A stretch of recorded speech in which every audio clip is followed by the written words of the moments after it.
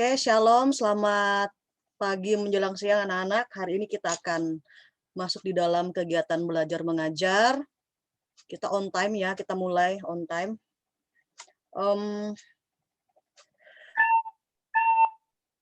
Baik, kita akan berdoa terlebih dahulu. Mari kita berdoa, Ibu pimpin kita di dalam doa. Bapa di sorga, Bapa yang kami sembah hanya di dalam nama Yesus, kami mengucap syukur buat pagi menjelang siang ini ya Tuhan, karena Engkau masih menyertai kami dan memberikan kesempatan kepada kami untuk mengikuti kegiatan belajar mengajar pada saat ini. Kami mohon pertolongan daripada Roh Kudus untuk menuntun dan menyertai kegiatan kami.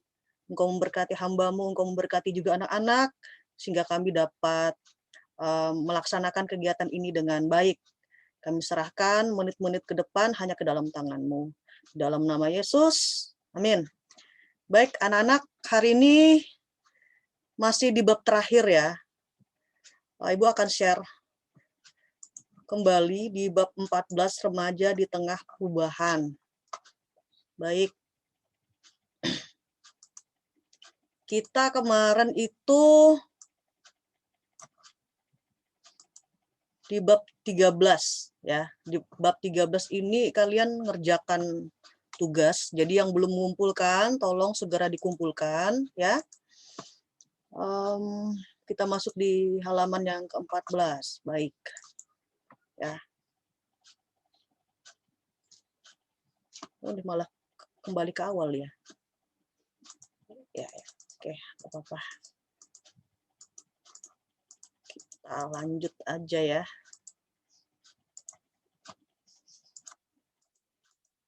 Di bab 14. Bentar.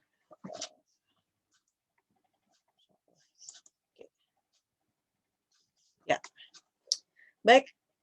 Hari ini kita masih di bab 14 ya. Kemarin kalian diminta untuk mengerjakan tugas.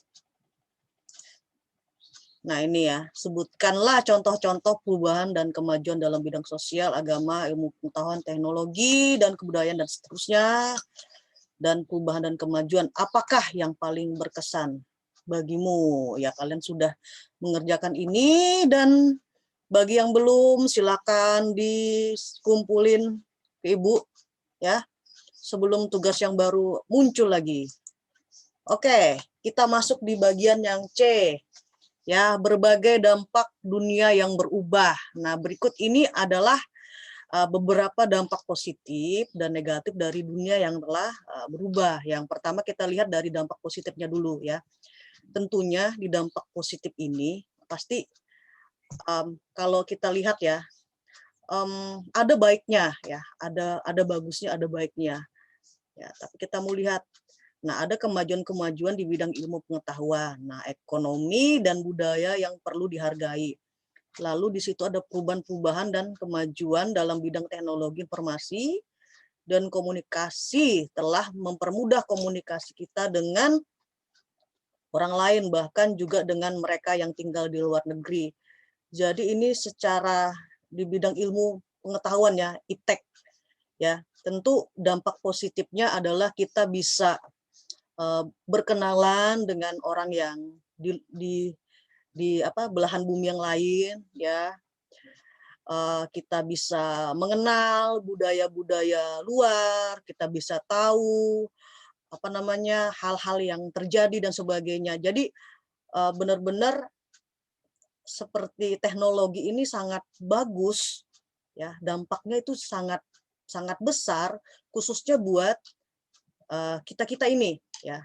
Misalnya kayak kalian mengerjakan tugas lalu diminta untuk menggali satu budaya yang tidak berasal dari Indonesia tapi misalnya berasal dari luar negeri, kalian bisa searching di Google. Nah, ini bagus. Ini dari sisi positifnya.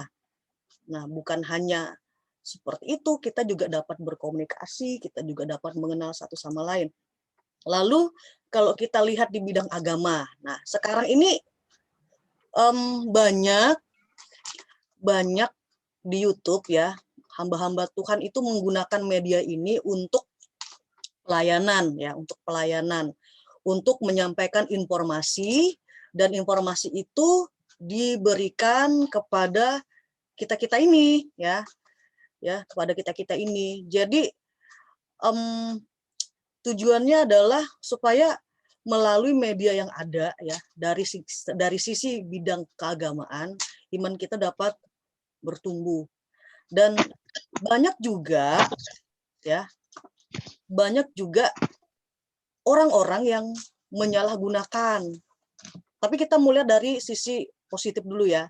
Jadi dengan media yang ada, ya, khususnya di dalam bidang agama, kita dapat mempergunakannya dalam hal penginjilan, ya, dalam hal-hal yang menyampaikan informasi sejarah gereja itu seperti apa, sejarah perkembangannya seperti apa, lalu kita bisa cari tahu nih tentang budaya, ya. Misalnya kita ingin tahu budaya di mana Tuhan Yesus hidup itu budaya apa saja sih, gitu. Nah, ya, atau bahasa yang digunakan pada zaman Tuhan Yesus itu apa saja. Nah, kita dapat mempergunakan, kita dapat menggali informasi yang ada. Tolong yang masih mic-nya di off-kan dulu, ya. Oke, lalu bidang kesehatan. Nah, kita sangat terbantu dengan adanya peralatan medis MRI scan. Nah, ini ya, yang sangat canggih dan menolong para dokter, petugas medis untuk menemukan berbagai masalah di bagian manapun di tubuh kita, termasuk otak, sumsum tulang belakang, tulang dan persendian, jantung dan urat kita, berbagai organ lainnya seperti hati, kandungan, kelenjar dan prostat. Kelenjar prostat. Nah, ini dia, ya. Ini di bidang kesehatan. Jadi sangat berguna, ya, sangat berguna buat kehidupan manusia pada umumnya. Lalu di dunia komunikasi kita tidak pernah saling terhubung, ya, dengan begitu baik dengan siapapun juga berkat adanya satelit, telepon genggam, internet yang memungkinkan kita berbicara lewat lawan bicara kita sambil melihat wajahnya di komputer kita. Kalau dulu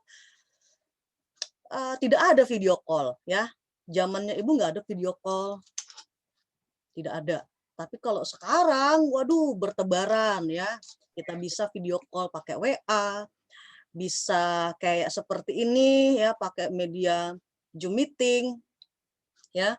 Jadi ini manfaatnya, ya, anak-anak. Nah, di tengah pandemi seperti ini sebenarnya memaksa kita yang tidak tahu teknologi, ya, untuk belajar teknologi, ya.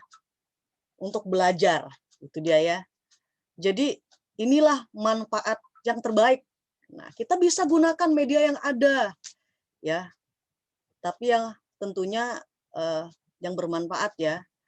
Lalu kemajuan di dunia bidang transportasi membuat kita dapat segera mengunjungi sanak keluarga kita di kota atau negara lain apabila terjadi keadaan yang mendesak. Kalau zamannya Tuhan Yesus tidak ada pesawat, tidak ada mobil, nggak ada motor, ya. Tuhan Yesus kalau mau pelayanan jalan kaki, ya. Bisa juga pakai keledai, ya, dan sebagainya. Tapi paling banyak tuh jalan kaki, ya. Perahu, masih ada perahu, ya. Nah, kalau zaman sekarang begitu canggihnya, ya, karena ada perubahan, ya, begitu canggihnya pesawat, ya, lalu sudah ada mobil, ya, taksi, angkot, ya, mau kemana-mana ada kendaraan sendiri, pakai motor atau mobil dan sebagainya. Nah, ini merupakan kemajuan di bidang transportasi. Kalau zamannya dulu tuh tidak ada, ya, nggak ada. Kalau zaman sekarang ini luar biasa, ya. Cuman yang nggak ada ini pintu ajaib aja, pintu ajaib Doraemon, ya. Kalau pintu ajaib Doraemon ini, aduh, itu cuman ada di film aja, ya. Oke, kita lanjut lagi. Nah, kita mau lihat dampak negatifnya, ya, dampak negatif.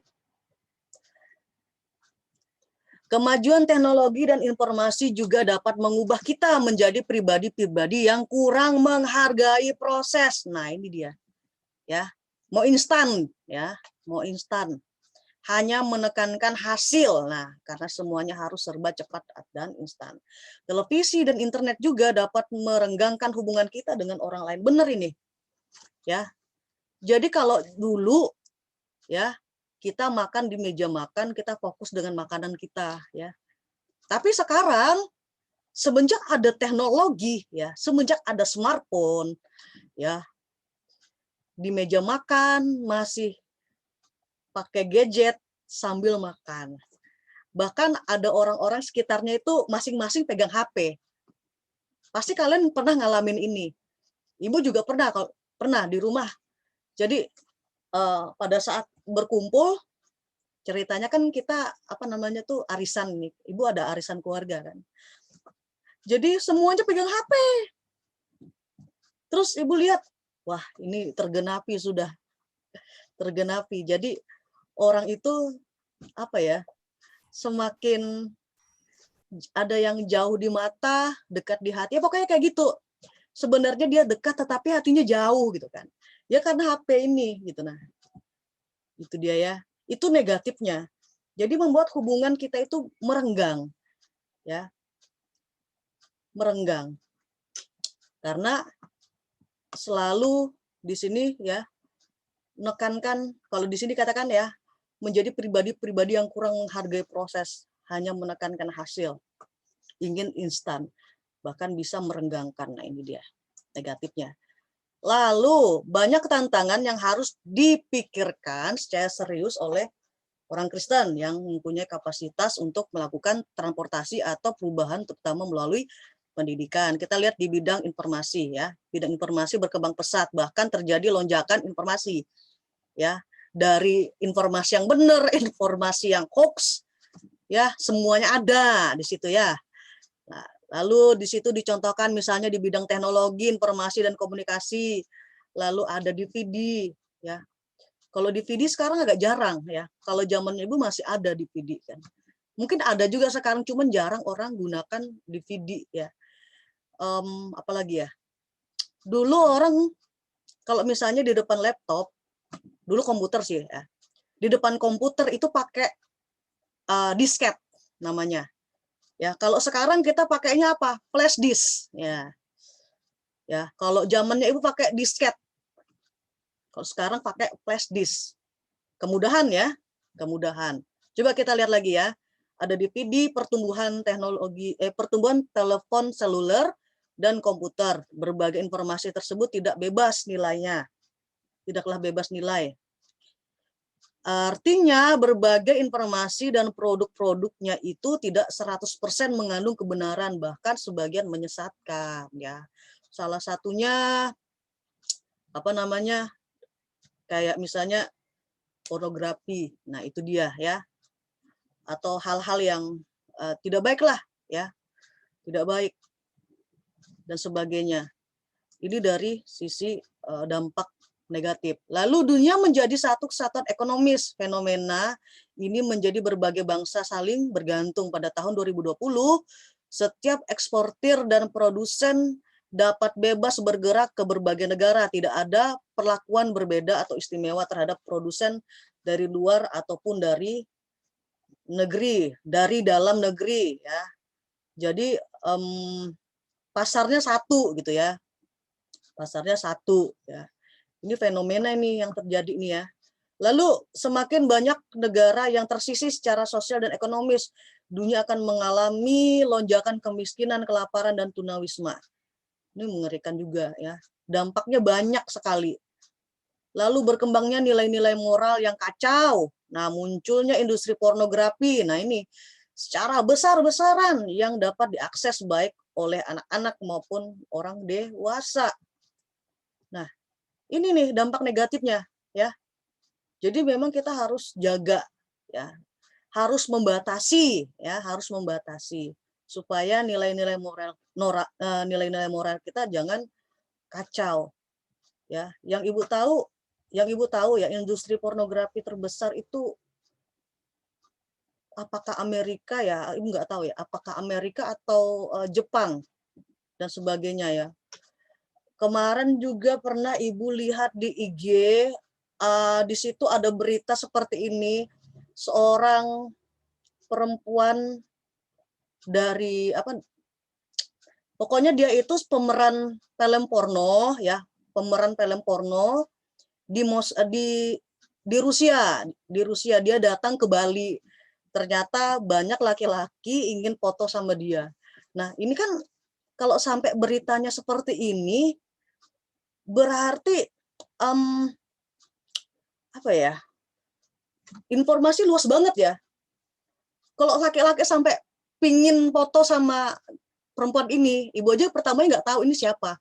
Berarti rata-rata mereka nonton nih yang seperti ini. Nah, jadi anak-anak kalian sudah bisa memilih mana tontonan-tontonan yang mengedukasi kamu, mana yang menurunkan moral kamu, kalian tahu sendiri ya.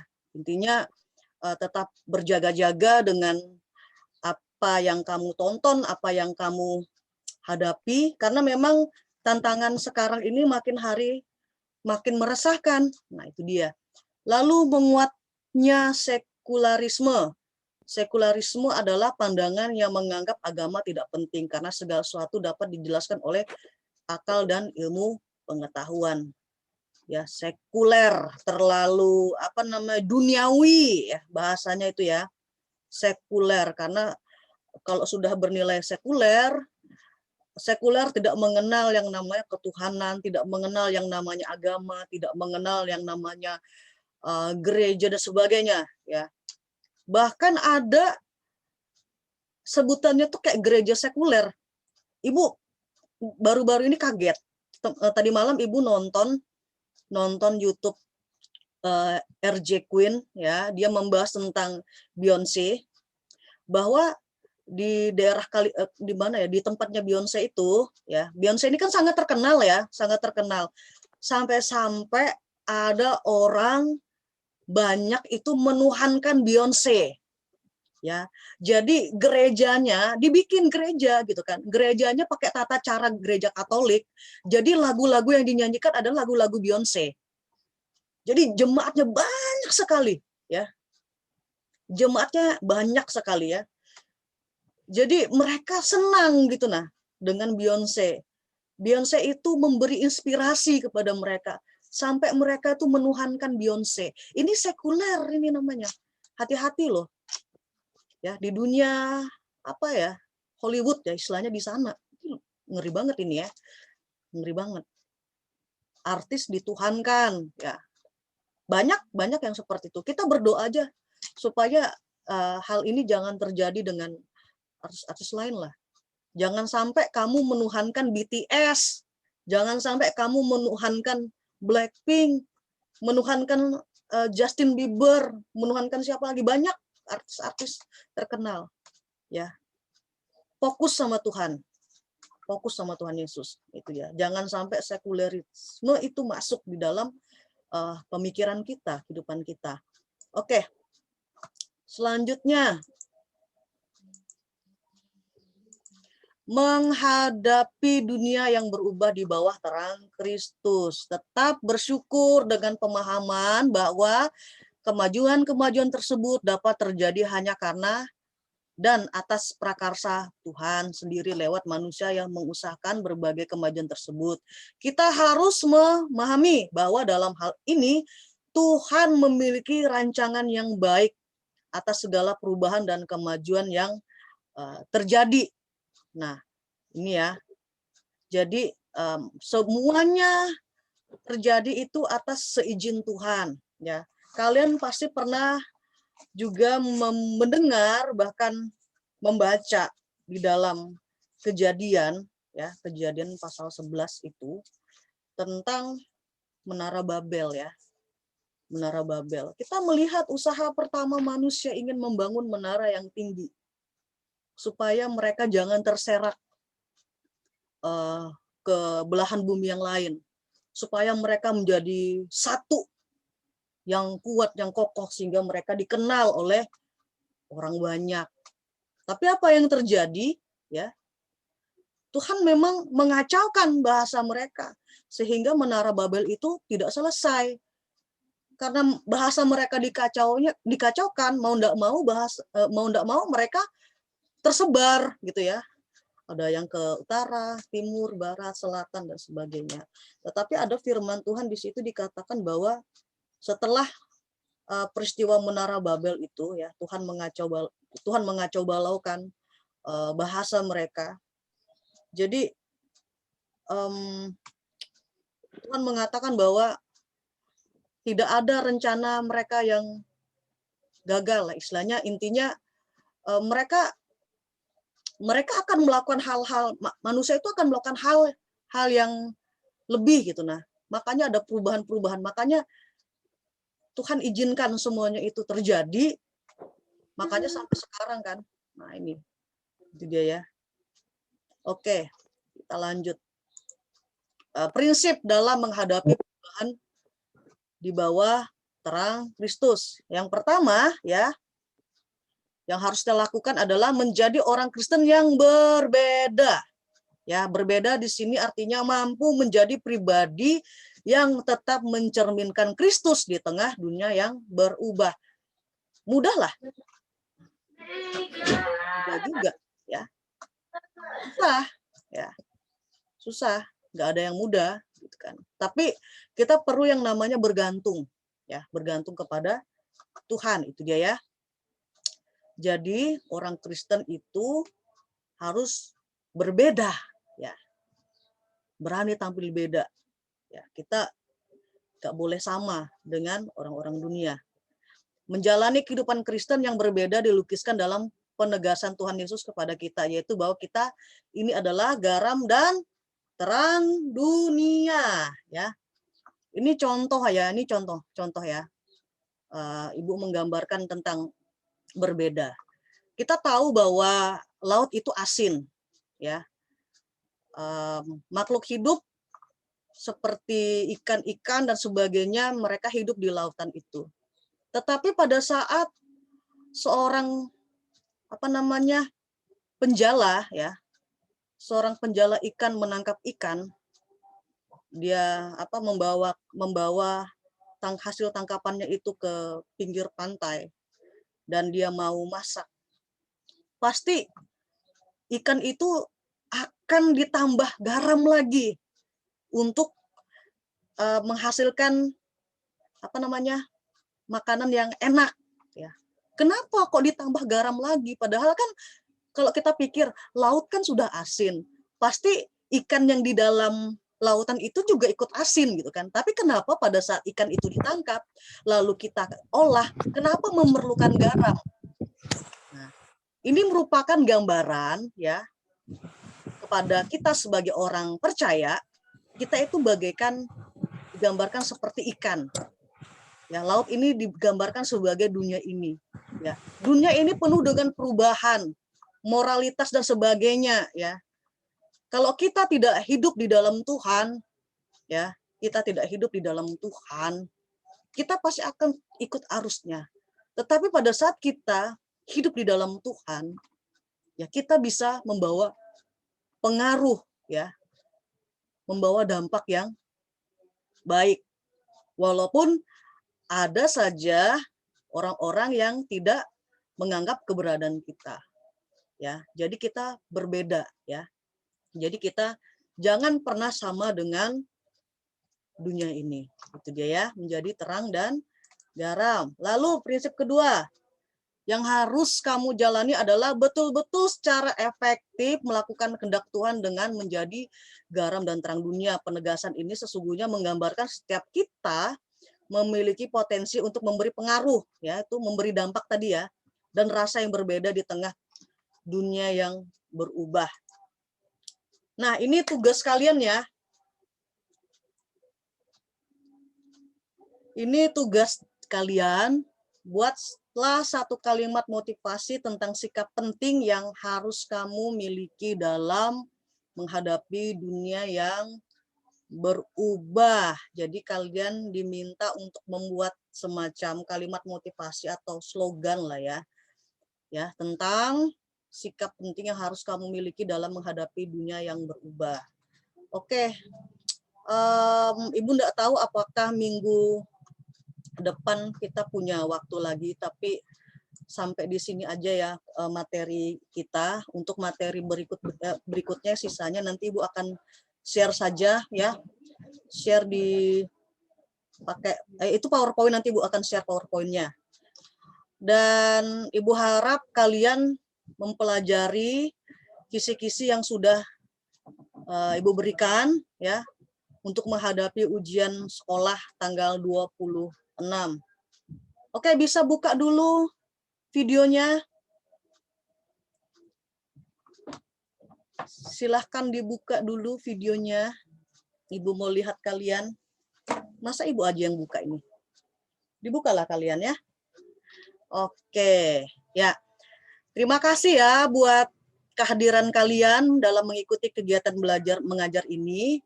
Ibu mau informasikan tentang kegiatan besok. Yang Ibu kan dapat informasi ya bahwa besok itu kelas 9 ada simulasi. Simulasi dari jam 9 sampai jam 2 kalau enggak salah. Ya, ada surat edarannya. Jadi karena ada simulasi, ibadah kita diundur ke hari Kamis besoknya ya. Diundur ke hari Kamis. Jadi kan rencananya kemarin kan Ibu mau bikin juga ibadah khusus kelas 9. Tapi kayaknya waktunya dekat sekali ya, takutnya ini. Jadi kita fokuskan aja di hari Kamis ya. Kita fokuskan di hari Kamis.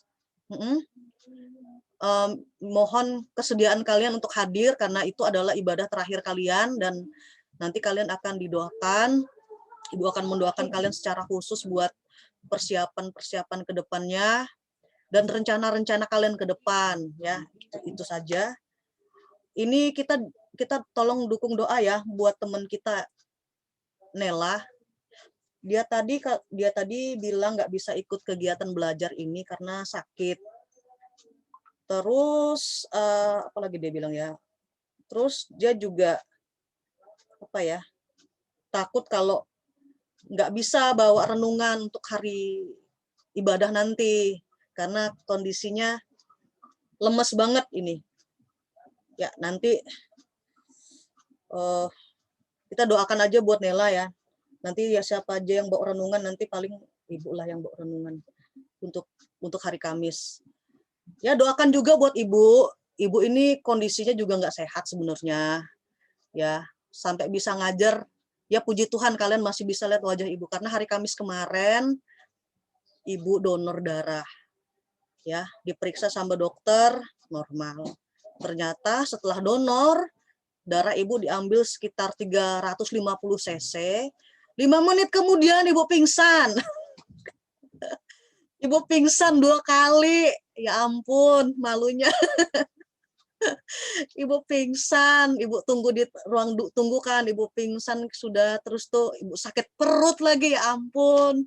Menderita sekali, sudah itu Ibu muntah-muntah lagi. Ya Tuhan.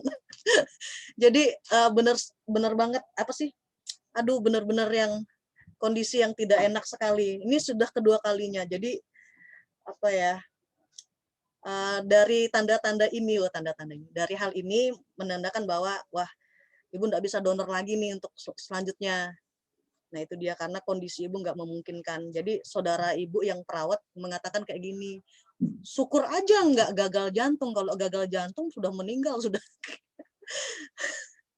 Jadi bersyukur ya kita bisa bertemu. Memang dua malam itu Ibu nggak bisa tidur karena detak jantungnya Ibu nggak beraturan. Terus tuh detak nadi juga lemah. Bawa motor nggak bisa bawa motor, dibonceng juga nggak kuat sebenarnya. Biar orang yang bawa motor Ibu ikut tuh nggak bisa juga. Ya nggak bisa kerja berat dulu gitu kan. Ibu cuman di kamar aja ini ya. Ibu di kamar, Ibu ngerjakan sesuatu yang harus Ibu kerjakan. Ya pokoknya di rumah aja, bener-bener di rumah aja.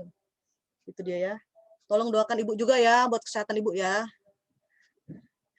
Oke, itu saja dari Ibu. Terima kasih buat kehadiran kalian. Tetap semangat ya anak-anak. Oke, Ibu minta Gabriel deh pimpin kita di dalam doa penutup ya.